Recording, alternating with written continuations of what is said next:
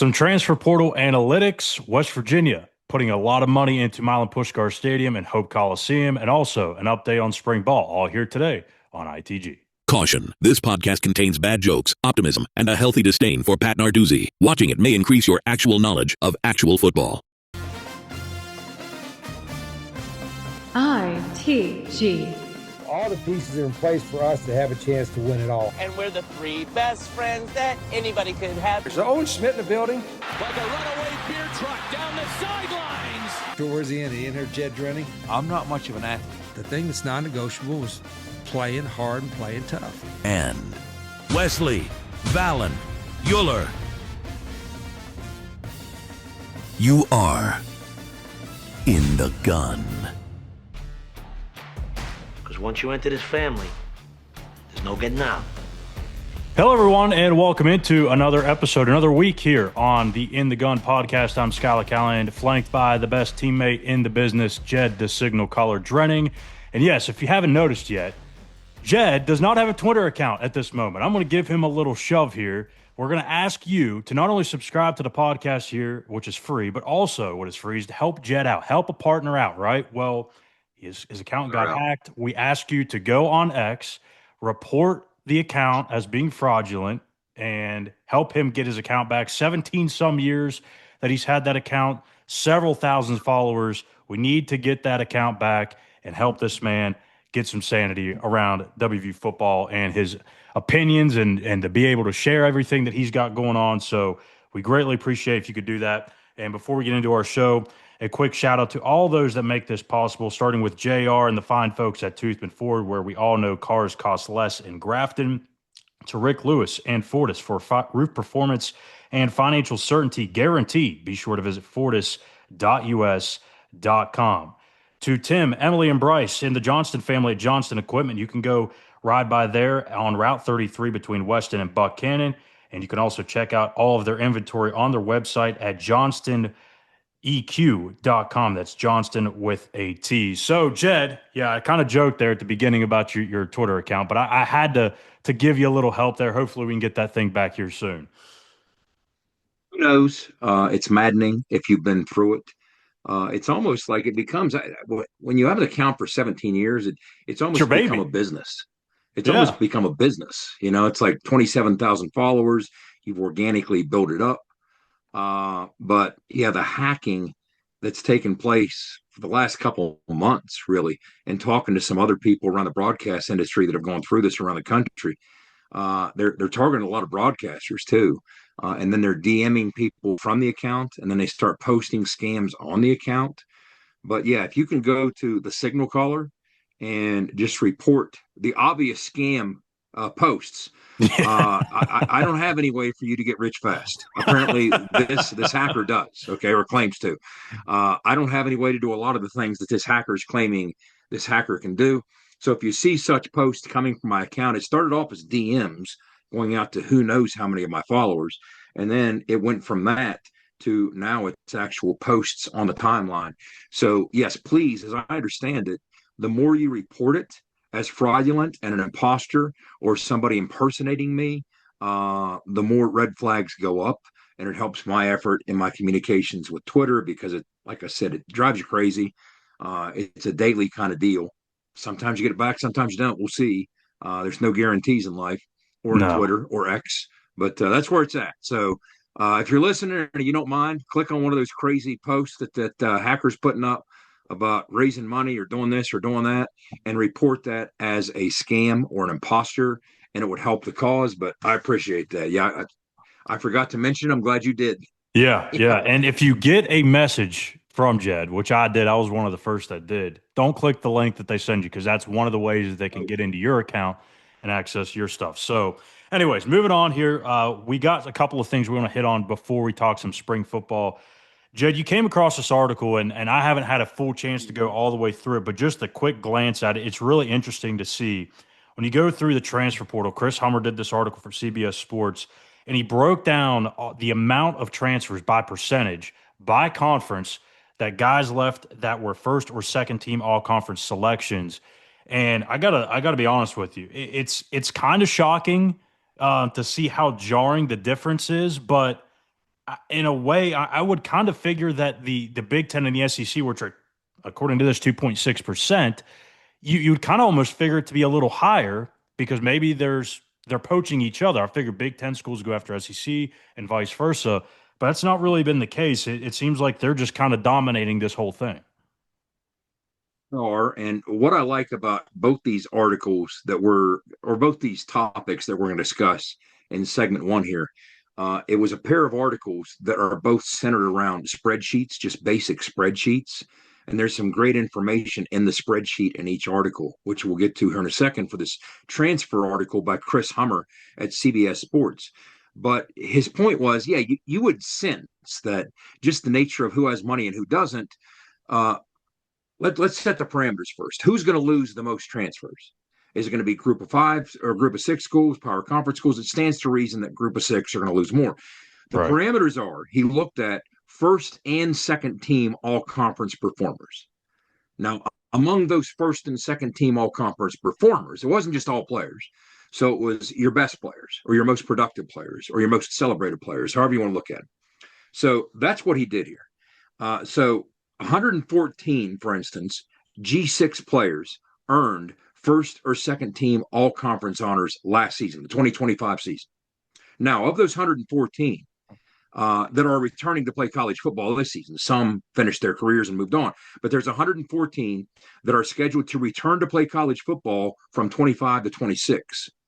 Only in the G6 conferences, 29.5% remain with the team they played for last year. And Schuyler, my first thing was, I thought that number would be lower. Yeah, that's what I was thinking too. 29.5% that are staying with their G6 school. So something's amiss there, but stranger things have happened. Of the 81 who transferred out of G6 programs, 73 ended up at the power conference level. That's also interesting. 81 transferred out from G6 schools, 73 ended up at P4 schools. That means 8 transferred G6 to G6. They got a better offer. As people decide how their money is best spent, each school is going to have their own priorities. So that kind of makes sense as well. Now, let's compare that to the power conference schools. Again, the G6 schools only retained 29.5% of their first and second team all conference performers. Compare that to the power 4 all conference players who return in 2026. 74.6% were retained by the power conference teams. And he goes on to break this down further as if it's not, jarring or eye-opening enough that a group of 6 all conference players are more than 2.5 times as likely to transfer as a P4 all conference player. In the age of money in the portal and NIL, this is starting to make more sense. But as he points out, these numbers become even starker when you look at just first team all conference. So remove the second team all conference performers, look at just first team. The group of 6 retained only 25.8% of first team all conference performers, while the P4 kept 82%. So they don't lose many. Now, if you want to get into fleshing out what this is going to look like on a per conference basis, I'm going to do that in a minute. But let's consider power conference schools are spending $14 to $16 million after the House settlement. They're taking their cut of the 20.8. That's going to go up a little bit this year. And each year it will go up as per the House settlement. But that's not the case. $14 to $16 million for football. That's not the case with these G6 schools.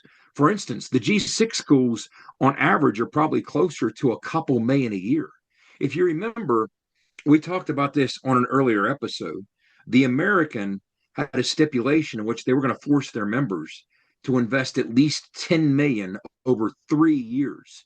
And the American has more money than any other G6 conference, right? Unless I'm mistaken, I think they're the wealthiest G6. Now, there's some exceptions at the G6 level, whether it's Memphis or Florida, or interestingly enough, Miami, Ohio. There's talk that Miami, Ohio might be going from as little as $80,000 on their NIL football roster like last year, the year before, to maybe $8 million this year. So they're getting serious about it at Miami, Ohio, right? So there's a handful of teams at the G6 level that are pushing higher than the others. They're still not pushing nearly as high as the P4 teams, but also the P4 teams that are getting serious with competitive money are now going to push 40 million this year. There's a handful of those. Forget the 14 to 16 million. When you combine their rev share money from the house settlement plus the NIL money, it's going to be close to 40 million with some of these. But only one person, Schuyler, only one player from the SEC or the Big Ten that was a first team all conference performer left to go to a now this is combining, I should say, the Big Ten and the SEC. The Big Ten and the SEC lost one first team all conference performer, and that was a kid from Mississippi, or excuse me, from Missouri that went to Miami, I believe. And here's another point. Last year, the Power Four, all told, saw only a single first team all conference player transfer. AJ Halsey left Houston to go to LSU. This year, that number jumped to four, all of the Power Conference players who did transfer this year after earning first team all conference came from either the ACC or the Big 12. In some cases, as we know, they went within conference. Sorsby from Cincinnati, all conference quarterback, goes to Texas Tech. But the numbers break down. If you just look at the Power Four conference, the combination of the ACC and Big 12 retain 57% of their all conference players. The combination of the Big 10 and the SEC, 97%. So there's a huge divide there as well. But let's jump into the graph. And I think that's probably the most intriguing part about this entire thing. Again, when you look at the G6 conferences, really it's G5 plus whatever they're going to consider the Pac-12, which that'll make it 6, I guess. From a retention standpoint, total transfers among returning all-conference players, you're looking at some wild numbers here. The American, 18 of 23 transferred out. The MAC, 18 of 24. Let's get down to the power conference schools. 10 of 23 in the Big 12, 6 of 14 in the ACC. Again, we mentioned in the SEC, only 1 of 22 transferred out. And in the Big 10, none. Not a single first-team all-conference performer transferred out of the Big 10.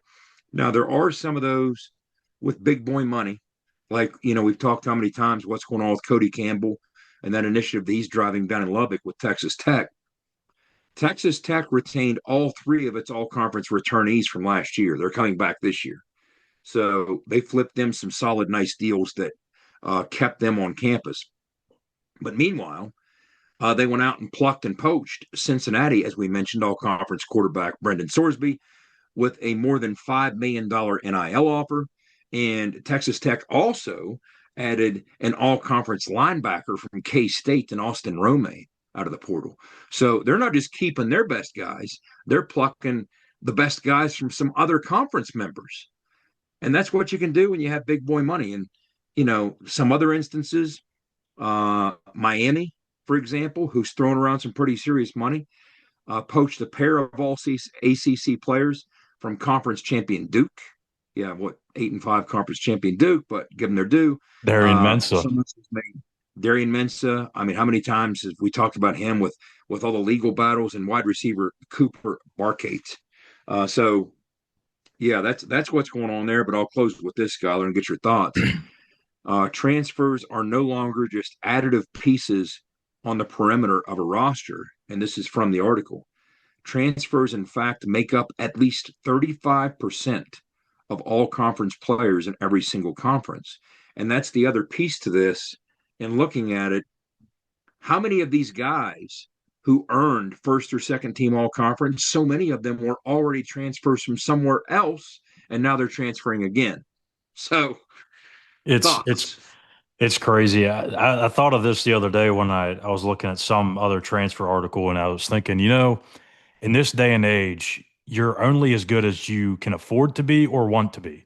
And afford to be, there's a lot of teams out there that would love to be good. They just don't have the funds, the resources to be the Texas Tech of the world, or, even if you go down to the G6 level, like you mentioned with Miami, they can't even afford to be that of the G6.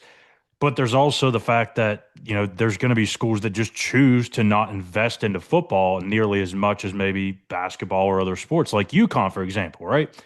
I think they're the only school that is investing, if you consider the high majors of college basketball, that invest more money in men's college basketball than they do in football. makes a ton of sense as to why, right? They're a basketball school. They're in a G6 league in football. They're probably not going to ever have the success that they have on the football field as they do on the hardwood. So it makes sense. But it just kind of feels weird. It kind of feels wrong in a way that you can only be as good as you want to be or can afford to be. That's where it's at. I think the difference between now and yesteryear, it's out front and in the open. Of course, a lot of these dealings went on behind closed doors and alleys, under tables. Uh, there were bagmen. Much has been made of that through the Yeah, years. But now all these transactions are right there for everybody to see, which is why I think you've also seen to some extent that selective number of blue bloods somewhat neutered from a depth standpoint. Like, never again will you enjoy the depth that some of those Alabama teams did, where Nick Saban would take the three best quarterbacks in the country, the three best running backs in the country. That's just not going to be sustainable in this day and age with this market. Somebody else is going to pay your backup quarterback more than you can afford to pay your backup quarterback. exactly. Look, there are limits to what the blue bloods can spend. I mean, donor fatigue, and we'll talk about that here in a second with this next topic, but donor fatigue can become a real thing when it comes to NIL. When it comes to NIL, donor fatigue can become a real thing. So you have to manage that very sensibly. And when you think of the Ohio States and the Alabamas and some of these brands, you might think their pockets are bottomless. That's not entirely true. I mean, West Virginia has enough money when we play our cards right from a support standpoint to dial in and get three or four of the most critical kids that we want to get. We have the money to do that when we circle the wagons and target the appropriate guys. But the difference is Ohio State has the money to do 20 of those kids, Exactly. but they don't have the money to do 30. But they don't have the money to do 30. You see what I Yeah. mean? So everybody has some limit. There's limitations across the board. It's just they come in different sizes and shapes and forms. But that's where we're at. And if you have a $40 million roster to toy with a combination of the rev share and your NIL money, like a handful of these teams are reported to have, again, believe half of what you hear, none of what you see in the age of the portal, because these agents are inflating crazy fake numbers out there and trying to drive up the market for their own personal benefit because they want to demand a bigger cut for their client and in turn them. But yeah, there's more money being spent now than ever, and it's escalated very quickly. It'll escalate again next year uh, until we keep talking about the guardrails. Those aren't really in sight. No, they're not. I think the one thing that would make everything much better is getting to a point where there is some transparency because I think fans can then understand, like, okay, if you got a guy on a 2-year deal out of high school, after 2 years he's quote unquote hitting free agency, right? If you just have him and expect that he's going to be here 4 years, even though we all know that guys are entering the portal after every single season, I think it just changes that dynamic, changes the outlook. And maybe we get there at some point. Maybe it becomes so it's like the NFL and it's very transparent. You see the deals, you see the length, you see the terms, you see the money. But I feel like we're quite a ways from that happening. So We're we'll nowhere see near what that yet. happens. But switching gears here over to this article that the Sports Business Journal did on WVU and the renovation projects, $150 million going into Milan Puskar Stadium, another $1.5 million going into Hope Coliseum. And this is nothing new. This is stuff that's been out there for a while now. West Virginia's obviously going to be redoing the west side of the stadium where the press box is. They're going to redo that whole area, put some luxury seating in. This is something that Ren Baker has kind of slowly but surely been hinting about over the years, if you've really paid attention to his press conferences at the end of the year. And you felt like this was coming. It was just a matter of when and not if. And here we go. This thing's going to look amazing. I mean, Jed, if you're a stickler for making everything look nice like I am, I can't tell you how many years I've looked at the back of that press box and been like, oh my goodness, like they have got to do something about that. I don't care if it's putting up a big flying WV like they did on the back of the scoreboard toward the hospital side, or putting up some big banner. They got to do something to fix this eyesore that is the concrete slab press box. And to be honest with you, I've been in a handful of press boxes at the college level and the NFL, And for West Virginia, the one that they currently have, it's pretty dang nice considering its age, and it's got a lot of room. There's more room in there than some of the NFL ones that I've been in, believe it or not. So it's not that that was a problem. They just needed to find ways to get luxury seating in there and to take care of that to generate some more revenue. I love this move. I know it's a big time commitment, but in this day and age, this is what you got to do. And when Wren was hired in 2022, the article by Brett McCormick does a great job of interviewing a lot of the key players, whether it's Rob Alsop, April Messerly, that are very hands-on in all this in the athletic department. But when Wren was hired in 2022, he was immediately tasked with revenue generation. And I remember from a very early stage, Wren many times commenting to that effect. Every time he would talk about projects, he would say, our priority with projects is to make sure they generate revenue. There has to be a revenue stream attached to them. And that's where this is. And we're going to get into another spreadsheet here. And this one was fun to look at. It was very interesting. It was sobering. Some of it makes sense.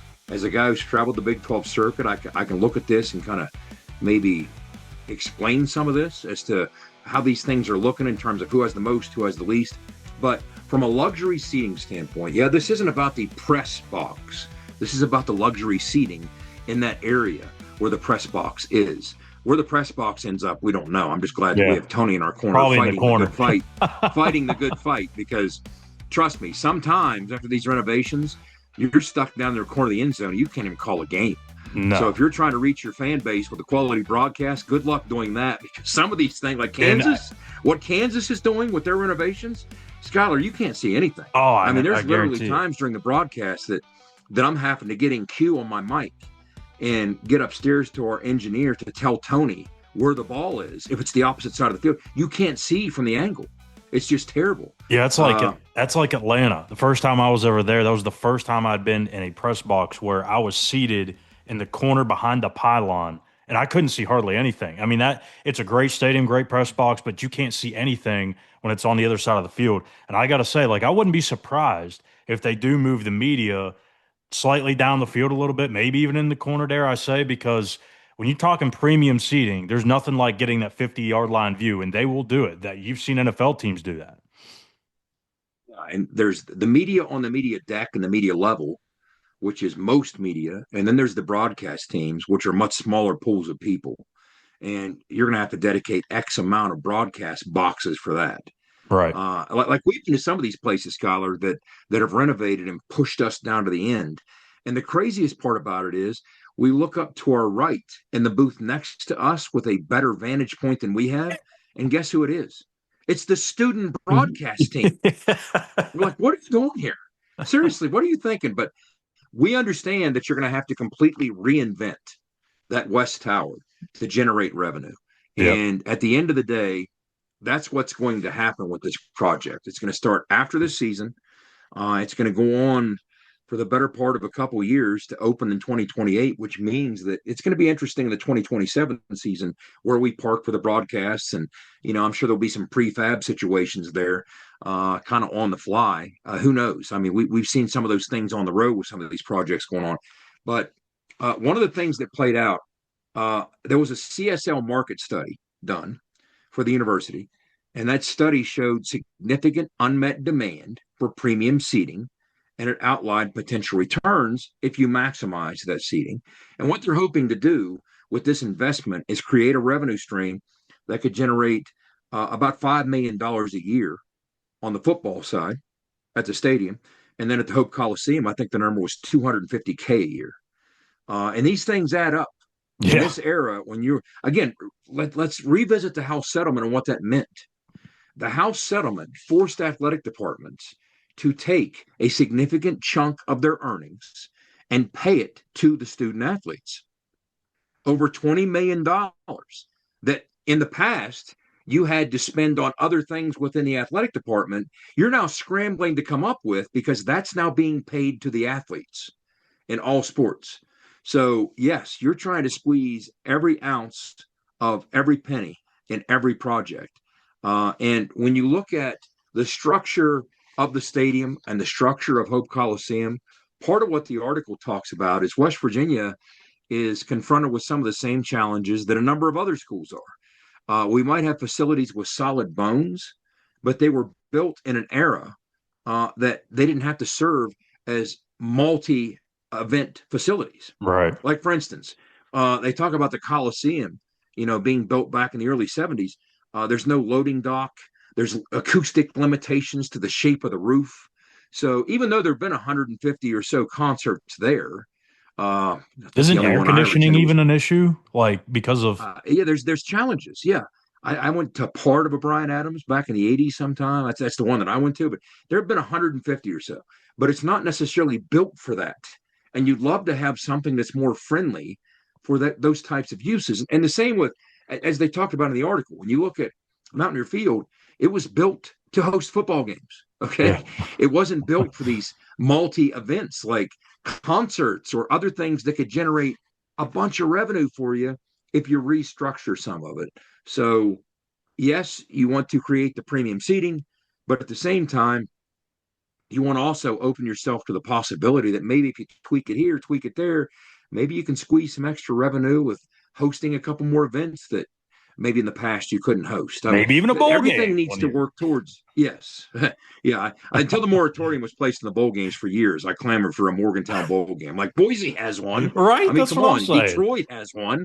So, but yeah, the nature of it is everything needs done to generate revenue because what the article talks about, you went from, for years, everything from a facility standpoint was excuse me, I'm breaking in my new tongue, athlete focused. Yeah. Okay. It was every investment you made was an athlete focused investment because you wanted to impress prospective student athletes, draw them in. That was part of your recruiting pitch. And I remember, I think it was Mike Loxley was the first one to say, the embattled head coach at the University of Maryland, love his coordinator though. Yeah. I think he was the first one to say a few years ago. He's like, look, a kid will get dressed in the trash can if you pay him 25 grand. And it used to be, we came out of this age where you're put swimming pools and waterfalls in the facilities. Remember those things Clemson did? And everybody was renovating their facility to make it the nicest Taj Mahal for the kids it could possibly be for the players. And that's what used to attract the kids. That plus for a handful of schools, whatever was going on under the table with the bag man, put those two things together and you close the deal on premium talent. Well, now you've had to shift gears. Okay. And in shifting gears, you're moving away from the facility geared specifically toward the athlete and as much or more toward the fan and the fan experience and not just the high dollar fan. I mean, you want the fans to have a reason to come watch the event on hand in person. And you want a better experience for them as well, which is why, all that construction was done a handful of years ago. The mezzanine level, the restrooms. I mean, that was $100 and some odd $1 million project. Yeah. This is going to be $150 million. And that was geared toward making a better fan experience, right? Well, now this is geared toward generating more revenue from higher dollar fans. But as you spend money on your facilities, yes, you want to continue to operate and maintain some of the best facilities in the country so it's not a deal breaker. In other words, when you're having conversations with recruits, we still have elite facilities in a lot of respects. We still do. But that's an arms race. And you blink and all of a sudden you go from elite to middle of the pack. That's just the nature of it. But now it used to be 15, 20 years ago, if you wanted to invest $50 million, it was in restructuring your locker room to make it more impressive for recruits. And that's all you really cared about. But now it's like, look, whatever we restructure, better print some money because we need money, operating costs, everything else. Now more than ever, we need money. So that's where we're at. But here's the chart, Schuyler. Fascinating article by Brett McCormick, Sports Business Journal. And in the article, he included this chart, this spreadsheet, and it looks at every school in the Big 12. Did you see the chart? I am now, yeah. Every school in the Big 12. What it does, it looks at every school and it tells you the total premium tickets. In other words, how many premium seats are available, or these luxury seats we're talking about that will be in the reinvented West Tower, what the stadium capacity is overall, and then what's the percentage of that capacity in the form of premium tickets, if that makes sense. So, number one in the conference with the most premium tickets, the most premium seats, is Oklahoma State. And let me tell you something about Boone Pickens Stadium. Here's what I think of here. Now, okay, they seat 60,000, so it's the same size as Mountaineer Field.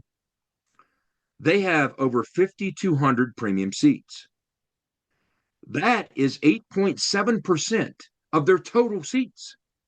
So, in relation to West Virginia, let's put West Virginia's numbers out there so as we talk about some of these other schools, you understand. West Virginia seats 60,000, just like Boone Pickens Stadium, but West Virginia doesn't have 5,200 premium seats to earn money for them. West Virginia has 2,300. And there's a waiting list for those. Yeah. Because there's not enough to go around. That's only 3.9% of our overall seats, the premium seats are. So when you look at Oklahoma State, what's going on at Boone Pickens Stadium? First of all, for a stadium that's the same size as ours, it feels larger in the guts of it when you're in the bowels of the stadium. And because what happens is our broadcast booths are up literally on the roof of the stadium. You have to walk across this mining belt. You leave the luxury of the cafeteria and the premium seat levels and the suites. You leave that and go up to the top of the elevator, and you go out on the roof, and then you cross this. They might have removed the mining belt now, and it's gravel, but you go way across the roof, and basically in a hunting trailer at the other side of and it's not bad. It's near midfield, but it's like a hunting trailer, like a deer camp, sitting on top of the roof at Boone Pickens Stadium. It's right by the camera deck. I mean, it's right there on the roof of the stadium. You enter this deer camp trailer, and you bust a right. There's only a handful of broadcast booths in there, and we're down toward the end on the left, and that's how we come and go from the main facility. So what they don't worry about at all is making space for their broadcast booths because they parked us out on the roof. I'm just happy we have a roof over our heads. But when you go inside where all the action is, like I've gone down and looked at, they have this kind of the seat honoring Boone Pickens now that used to be his seat. His suite's still there and all this. It's immaculate. It's beautiful. It's luxurious, and it goes forever. I mean, it takes up a lot of space in that facility. And then you look down to these people dining down below you, and it's a significant drop. When you look over the edge, you're like looking down. It's on the indoor side of it. It's really nice. They've done a heck of a thing at Oklahoma State in using the space that they have for a 60,000 seat facility. So that's number one in the Big 12 Conference. Again, remember those numbers. West Virginia, 2,316 seats, premium seats. Revenue generating seats. That's only 3.9% of our total 60K, the stadium seats. So Oklahoma State's number one. K-State's number two. What's impressive about K-State, they also have a pretty good setup. It's almost 4,900 luxury seats for a stadium that only seats 50. So they have the highest percentage of luxury seats at 9.8%. So they've made the most of that facility in terms of generating revenue. And I'll tell you this about Oklahoma State. One thing I do like is they have this bottomless pit of an ice cream cooler right outside the visiting radio booth. And every ice cream that you dreamed of as a kid on a stick is in there. It's dangerous. I mean, I always say about K-State, they're great hosts. They're the type of people that will fluff your pillow with one hand and cut your throat with the other. I mean, jab you, stick you with the shit with the other because they want to beat you. But they're great hosts. Well, between them and BYU, sounds like I need to go out for some ice cream trips. Similar. And then you look at others that are like in the 9% range, making the most of their facility. Colorado's 9% of their overall seats. Texas Tech is 7.7. Let me see. TCU, 9.6%. So they're up there. We're down here at 3.9%, which is the second lowest behind Arizona. Arizona has relatively no luxury seats. They barely have 1,000 in that facility, but there's a lot of work to do in that facility, to be honest with you. But that's kind of where we're at, which places us toward the bottom of the Big 12 overall in raw number from seats, but second from the bottom in the percentage of premium seats.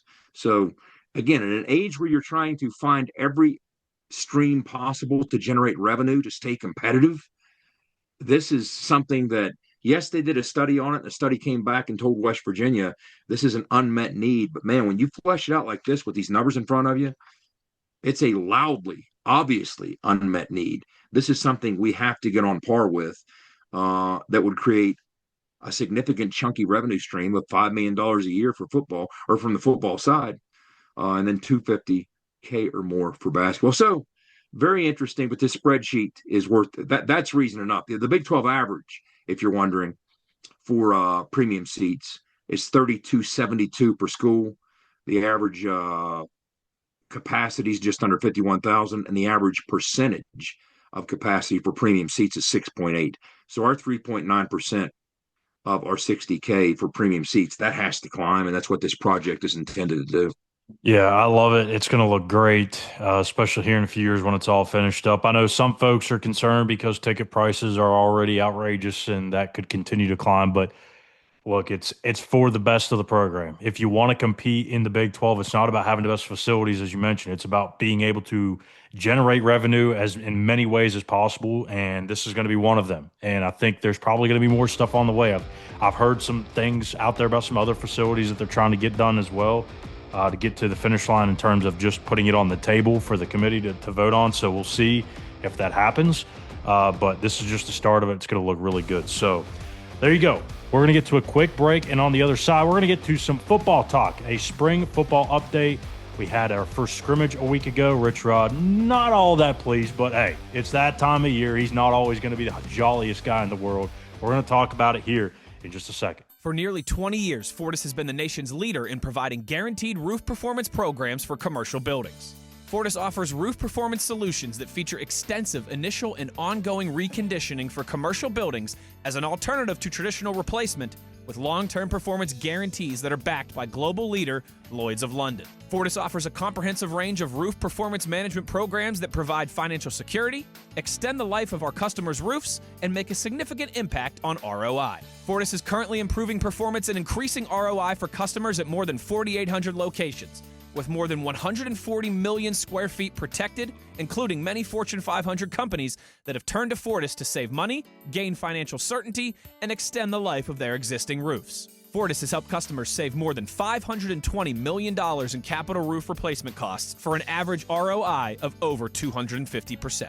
To learn more, visit fortis.us.com. Fortis, roof performance and financial certainty guaranteed. Nobody supports the blue and gold Mountaineers like Toothman Ford. With over 20 NIL deals and counting, Toothman Ford continues to rally behind our student athletes. And it's time we rally and support the dealer that supports the Mountaineers. Not only does Toothman Ford offer the best prices in the state on pre-owned, their never over MSRP campaign on new Fords guaranteed to save you thousands. Drive with pride all season long, knowing you're supporting the dealer that fuels our Mountaineers. Toothman Ford, where cars cost less, in Grafton and at toothmanford.com. You're listening to Mountaineer Football Talk. ITG. When the sun's just rising and the work won't wait, you need the equipment that works just as hard as you do. Johnson Equipment delivers power, performance, and reliability day in, day out. Whether you're plowing fields, hauling loads, or planting the future, our tractors are built to take it and then some. Strong, reliable, ready. Low-rate financing available on select Coyote models. Johnson Equipment, farming made easy. Back in the gun, Schuyler Callihan, Jed Drenning, and we've got some spring football to talk about. It's been about a week or so since we've discussed how things have gone. Rich Rod and the team held their first scrimmage behind closed doors last weekend. He thought the effort was pretty good for the most part. Still, of course, learning to get to practice at the type of pace and the type of physicality that he and the coaching staff wants. Quite not up to that level yet, but what do you expect? It's essentially a whole new team. It's early April, late March when this is happening, so it's going to take some time to get used to. But, Jed, we wanted to kind of focus here on the receivers because we really haven't talked a bunch about this group just yet. There's a lot of intriguing bodies in this room. It's a completely revamped room for the most part. You got a couple of returners back, but it's going to be headlined, we think, by some transfers. Guys like Prince Strawn from USC, DJ Epps from Troy. You've got junior college transfers, Keon Hutchins and Kedrick Triplett. What do you like about this group in all? For me, it's the length and the speed because, I mean, that is one thing that this team did not really have a whole bunch of last year. They've got both of it. I agree with that. And Schuyler, I would preface the conversation doubling back to what you were talking about, whether Rich is pleased or displeased. over what he's seeing in practice. What you don't want a lot of this time of year is a pleased Coach Rod. Once in a while, that's fine. But, he's a guy that lives by the old adage that I'm not going to pat you on the ass because you'll know what in my hand. I mean, he told us that every time we turned around. So he doesn't toss a lot of praise around unless there's reason to. And even when there often is reason to, he's still not going to toss it until the very end and everything's taken care of. But the nature of, just to understand what that might sound or look like, it's not that you're not hitting hard enough. That's not really what we're talking about. It's the nature and structure of our practices. It's fundamentally different than most others. I mean, every coach, has their own way of doing their own thing. And one of the things that Rich has learned through the years is efficiency and reps matter. Mm-hmm. And he's changed. I'm telling you, we didn't practice like that 30 plus years ago, Glenville. It was different, but it wasn't like when I go to his practices in recent years, it's different than it once was. And to the untrained eye, it's organized chaos. There are so many things going on at once, but what there's not a lot of is waste. Standing around. And more so than anything, that's what he's talking about. When you distill his comments down to their essence and really read between the lines, he thinks you should maximize every opportunity of every rep because you have limited time between the lines on the practice field. So you, as a coach, as a player, you should make the absolute most of every snap, every time, every day. He doesn't like waste. And when you go to practice, what you don't see is a lot of standing around, waiting turns to do this, waiting turns to do that. No, it's constant movement everywhere you look. Everywhere you look, there's constant movement by every group, every position. There's efficiency, there's shuffling along, next up, all the way through. And it just looks different than most practices even look.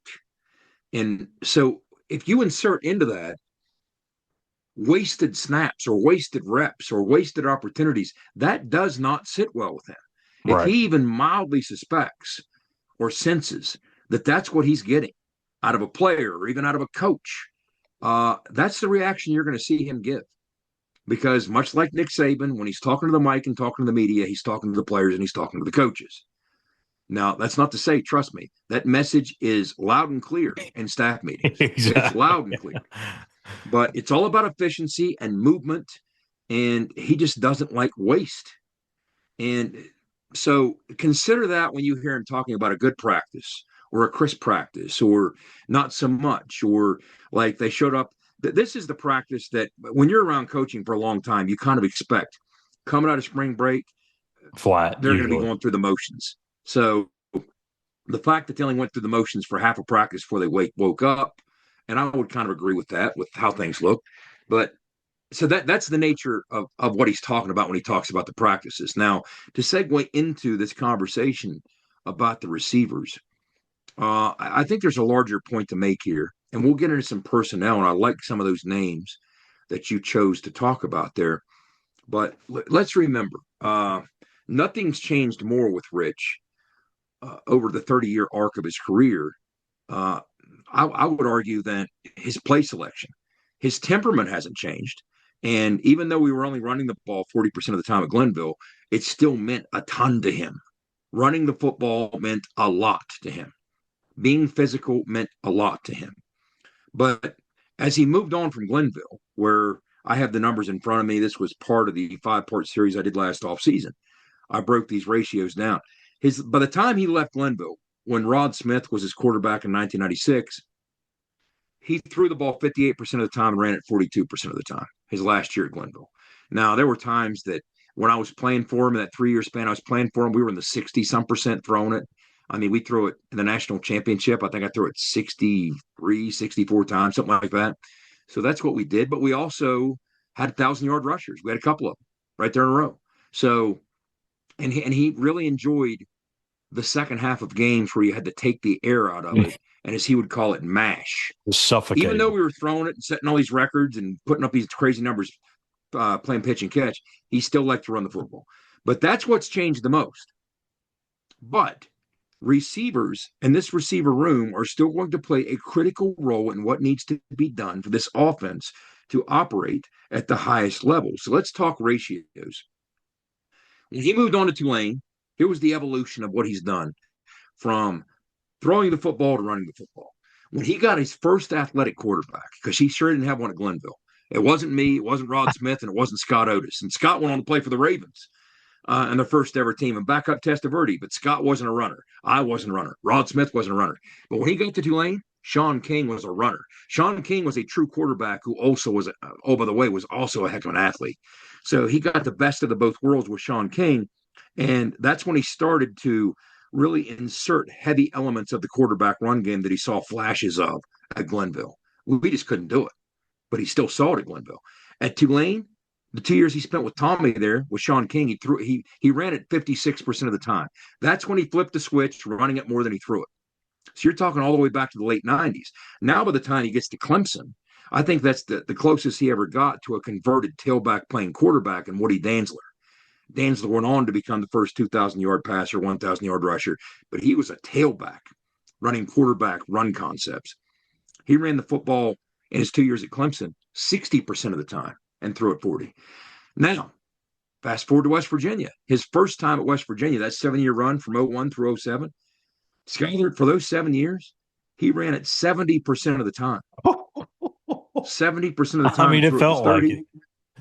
Moving on to Michigan, and I can kind of explain this, his 3 years at Michigan, the rush number dropped back down to 61% because, yes, he had one of the most dynamic players in the nation and the Big Ten Offensive Player of the Year in Denard Robinson.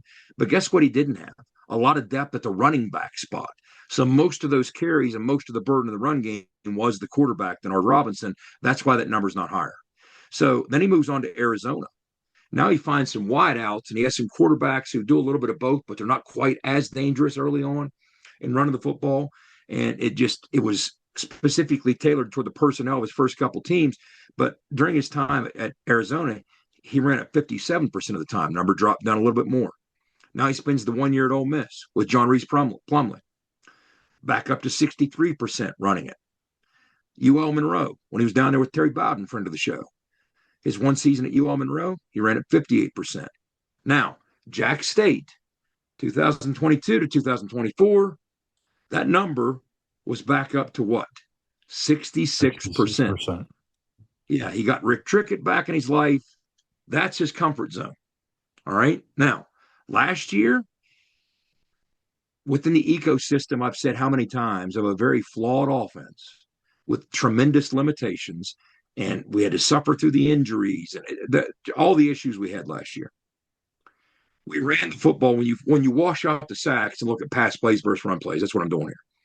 We ran the football 69% of the time. But that still means you're almost to that West Virginia number of 70. Yeah. But even when you run it 70% of the time, trust me when I say this, we could ask Owen when he's back on here, how much did Darius Raynaud mean to that football team? How much did Brandon Miles mean to those Rasheed Marshall teams or Phil Braxton? I mean, yes, you're still making critical plays in the pass game. So you don't have to be a big or an oversized blocker on the perimeter with height and length. You're also going to have to make plays in the pass game. So let's talk some numbers and see, as this thing works toward being a truer version of what Rich wants it to be. We talked about the last couple of weeks in running the football. We've talked about the O-line. We've talked about the running back room. We've, to some extent, talked about the quarterbacks.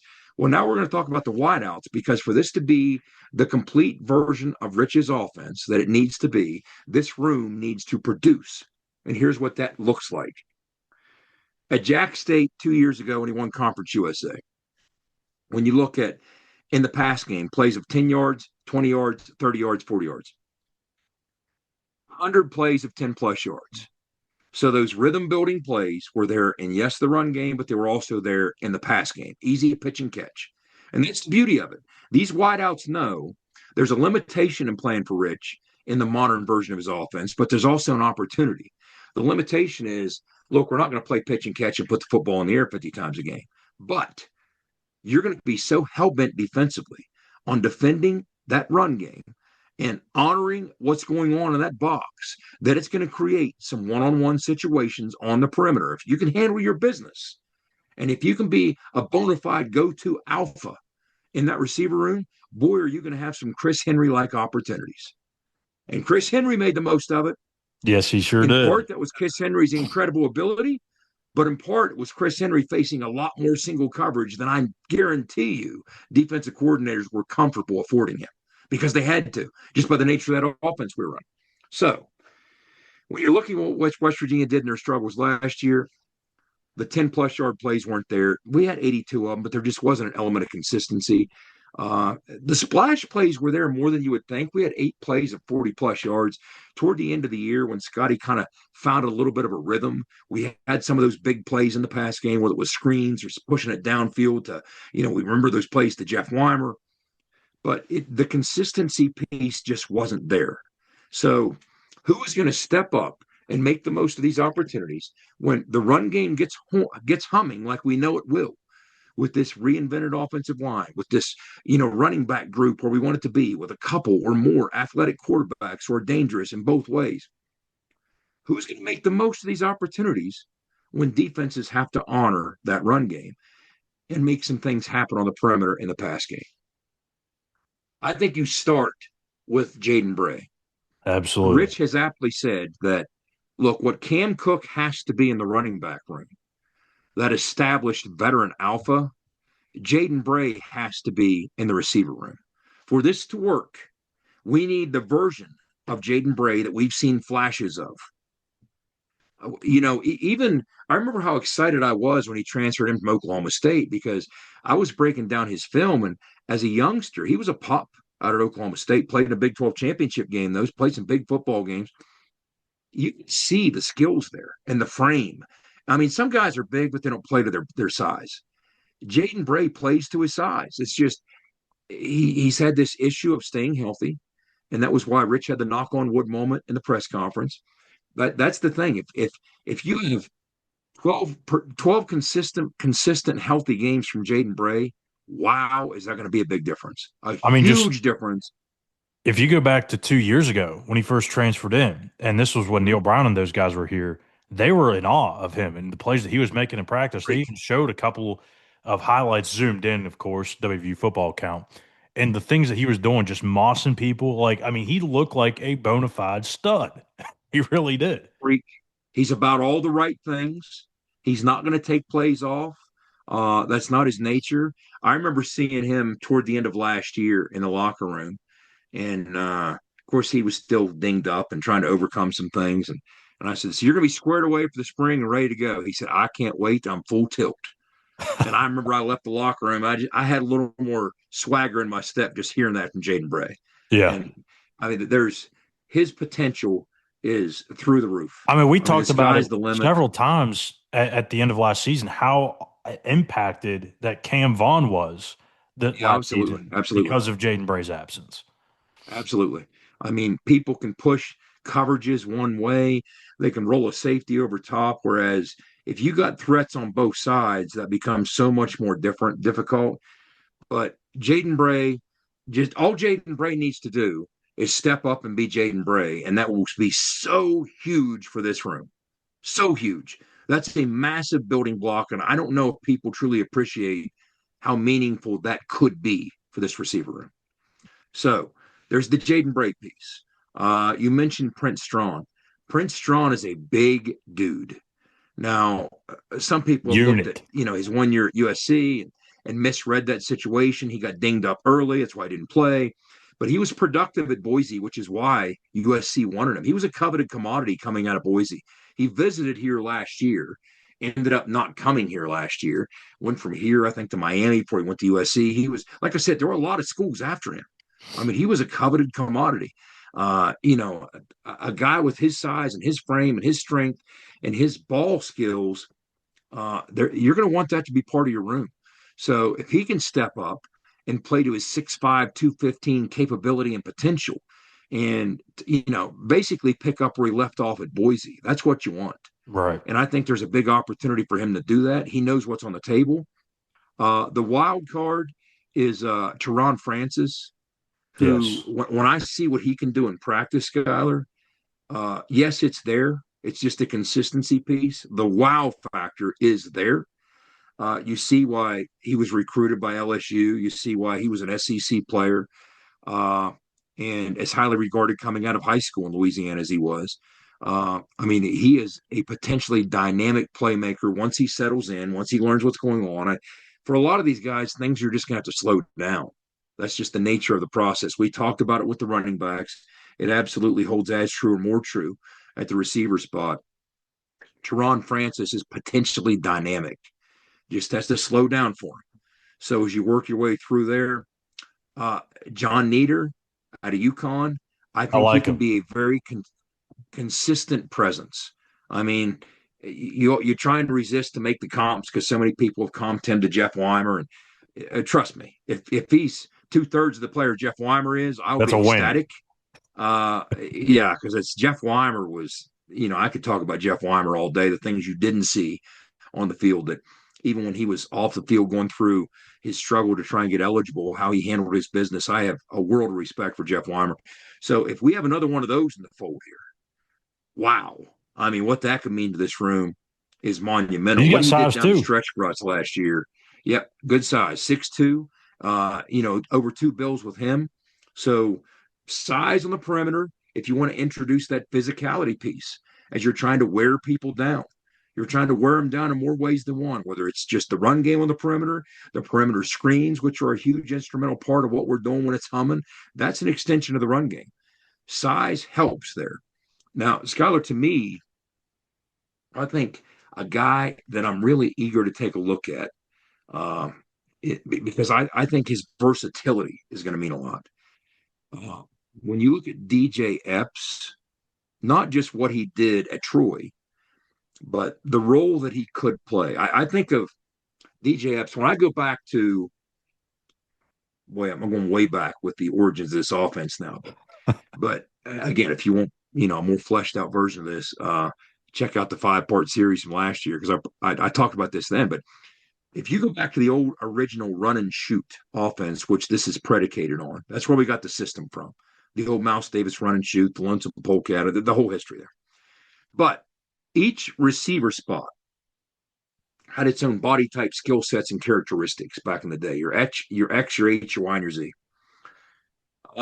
And your X was within the confines of the offense. It made sense. Your X was going to have to be a guy who could punish single coverage, but he needed size and physicality to do it because he was going to be on the perimeter formationally. And he would often be into the boundary to the weak side of your formation. But oftentimes, that's where most of the activity takes place with that boundary corner, because it's a shorter throw for the quarterback. It's an easier access throw. But your X is a big-bodied type playmaker that can take advantage of single coverage. Now, if you work your way across the formation, if you think of a true rip formation, twins one side, twins the other, it goes X and H to the left. The H is the slot to the left. The Y is the slot to the right. And the Z is the wire to the right. So work your way on into the H. The H, back in those days, was kind of a converted tailback with great ball skills. That was the perfect H back in the early days of the offense. He would take a guy who at some point in his life was a running back, but he was a huge passing game threat as a running back. You like those running back skills because of the jet sweep dimension of the run game or the offense. There were a lot of things you would do from the slots to incorporate them into the run game. So it made perfect sense that the H had that skill set plus great ball skills. Like, for instance, we had the ideal H that we had in the early years of the offense was a former junior college All-American tailback. We brought him into Glenville, and we moved him to H, and he was perfect, unstoppable at H, unstoppable. We could do so many things. We go rip Max, kick him back into a two-back look. We could isolate him on a wilt backer. We could work him in the individual routes. We could run jet sweeps to him. We could counter with him. There were so many things you could do. Then you go over to the Y. The Y was Chris George. That's your alpha. That's your guy that if you're trying to single anybody up and it's crunch time and it's 3rd and 8 and you have to have it, that's your Y. He's the best of all worlds. Your biggest playmaker, your most dominant playmaker is your Y. And then your Z. Your Z is a guy ideally with some speed, though ironically, RZ didn't have a lot of speed, and I thought he was perfect. He was Derek Bellamy out of D.C. We called him, he was from Blue High School in D.C. We called him D.C. But the Z has to be a great blocker. Okay, this is back the evolution of these positions, how they work from way back in the day up to now. because a lot of things are going to come his way to the call side of the formation, including the perimeter screens to the Y. So he has to be a great blocker. He has to have great hands. You have to be able to count him as a possession type receiver, J.Epps. And that's why I like the guy. I mean, I'm really excited about the different things you can do with him. That puts you in position to get really creative. And you know, we've talked before about the additions of the JC kids.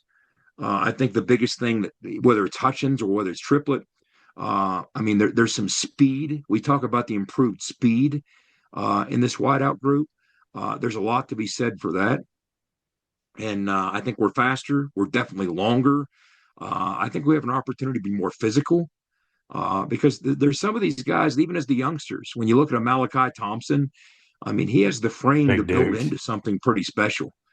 Yeah. I mean, 6'4", 2 bills as a true freshman. So, I mean, some of these guys, you're going to see other things playing out as we get into the summer with this room. But, you know, Cyrus Trawl, I think he's taken a step.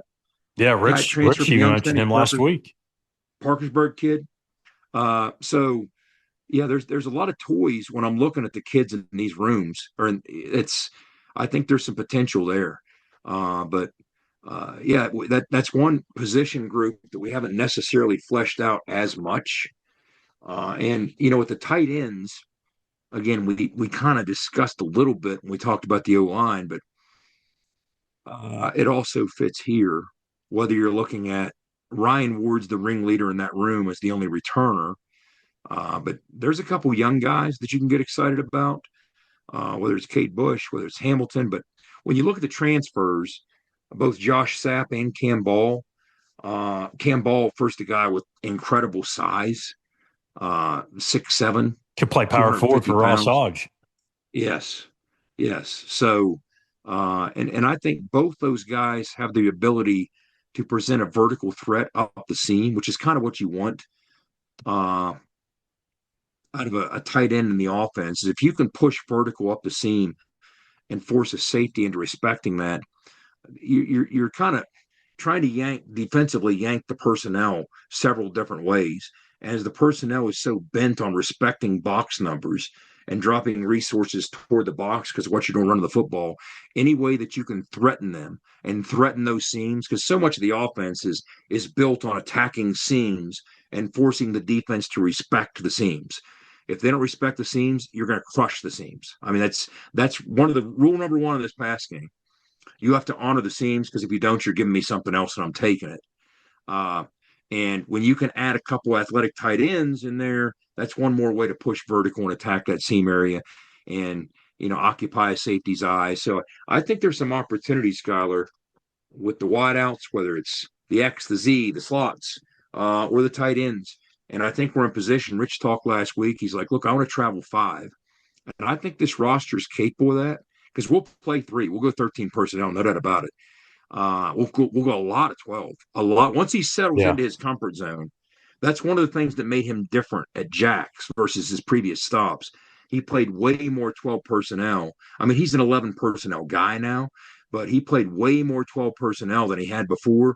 And his offense was incredibly productive from a 12 personnel set. So if he's happy with 2 or more tight ends, I think you can anticipate seeing a lot more 12 personnel.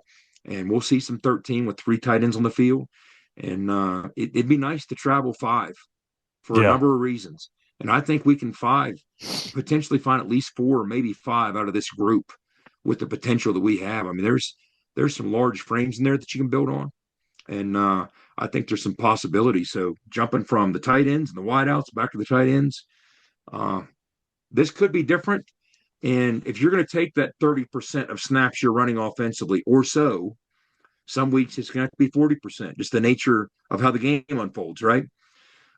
If you can find the guys to play the right roles and get that production up where it needs to be from a pop standpoint and bang for your buck standpoint and efficiency standpoint, that's where this offense is truly at its best. It becomes a whole different animal when it's two-dimensional enough to punish you with that second dimension throwing the football, because that adds more to the first dimension running the football. I always go back to the Chris Henry piece. I mean, Chris Henry made that offense different We led the nation in rushing, or third in the country in rushing, whatever we were. And we were dynamic running the football. But Chris Henry made it just defensive coordinators. You talk about spinning in their nights, head, trying to stop our run game, and then you look out on the perimeter and see that freak. Yeah, that's a nightmare. That's one of the things that I was about to say with this offense is I think you're going to see different looks in the fact that you have more guys that can do different things. Very similarly to the men's basketball team this year, where their issue this year was just they had too many one-dimensional players, whether it was Honor Huff and 80% of his shots came from the three-point line, or Chance Moore was 80% going to the basket. That's just not enough to be able to play winning basketball. Same thing with football. Last year just felt like you had too many guys that were doing one thing and one thing only, and a lot of that was just either inexperience or they just weren't honestly maybe ready for the role that they had to be thrown into because of circumstances. But this year, you have guys like DJ Epps. You have guys like Prince Strong, I think, can play multiple spots. I think the JUCO guys can play both inside and out. I think, Kedrick Triplett is primarily a slot guy, but he could probably bounce outside. John Niter. There's so many guys in that room. Teron Francis definitely, I think, is somebody that could play 3 or maybe even all 4 spots. And when you have that type of versatility, and then you have the running backs that this group has. I know it's a young group of running backs, but you can get Amari Latimer involved in the pass game. You can get Cam Cook involved in the pass game. You have these tight ends. You start to see more options, and when you have to defend more options, you're putting the defense back on their heels, and that's what this offense couldn't do a year ago. Cook's a guy who's mentally advanced enough to, especially when you go empty, work the slot pretty well. I mean, some of these guys you worry about overload mentally. Yeah, he's not trying to find their way and settle in. Like when I think of some of the young guys like a Teron Francis, the skill set's there to play multiple positions, but you kind of have to master one trade before you move on to another one. And we talk about the cross training piece when Coach Trickett was addressing the O-line. I mean, that's a big part of this. It's you need to be a good offensive football team or to be a good defensive football team. Let's face it, you need some sporks. You need some guys who are both a fork and a spoon. Yeah. I mean, that's just the nature of it. That versatility is going to matter. And the more of those guys you have, the better off you're going to be, especially as we work more and more towards this age of, roster limitations and guys having to play dual roles and all these types of things. The more of those guys that you end up having. Right now, we have a ton of guys with the skill set to do it. But the beauty of it is we have a handful of guys with the skill set and the mental makeup and maturity to do it right away. Yeah. Some other guys will be building towards doing it, no doubt about it. But you have a handful of these veterans who I think can handle that load right now. Exactly. And that's going to be very helpful. Yeah, there's a lot of talent in that room. It's going to be fun to see how it all pans out. And I think, there's some guys that aren't even here yet that are going to be some guys to keep an eye on. Like Landon Drum, I think, is one that could be an interesting piece down the future. So that's going to do it for this episode of ITG. Again, as we referenced at the beginning of the show, go report Jed's Twitter account. It's not actually his anymore, at least in the moment. So go take care of that. Help him get his Twitter account back. My friendly Nigerian hacker is borrowing it. Yeah, I mean, come on now. I mean, don't be clicking on any $37,000. I'll get you rich by the morning type of links. So stay away from any messages that come from him on the DM. Make sure to hit that subscribe button. Yes, report. Get that filthy imposter out of here. Report him. It helps. It does help. It does. And hit that subscribe button here on our YouTube channel at In the Gun Podcast. For Wes, for Big O, and the Signal Caller, I'm Schuyler Callihan. The last thing we ask of you is to be an ear and tell an ear about your new favorite WU football podcast. Take care, everybody. We'll talk to you next week. You've been In the Gun. ITG. The fun doesn't have to stop here. Be sure to hit subscribe and never miss an episode. If you have any questions, suggestions, or feedback, be sure to follow us on X at In the Gun Podcast. Join us again next time. Until then, tell an ear to tell an ear about your new favorite WVU football podcast.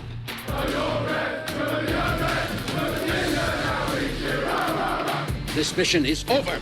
It's over.